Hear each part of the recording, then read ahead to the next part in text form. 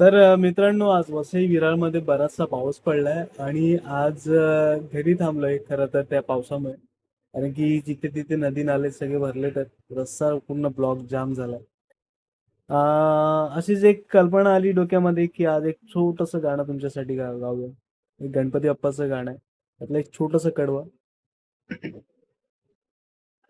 नाव काढू नको तांदुळाचे, केले मोदक लाल गव्हाचे, हाल ओळख साऱ्या घराचे, दिन येतील कारे सुखाचे, गोड मानून सेवा जाणून द्यावा आशीर्वाद आता, बाप्पा मोरया रे, बाप्पा मोरया रे, चरणी ठेवी तो माता.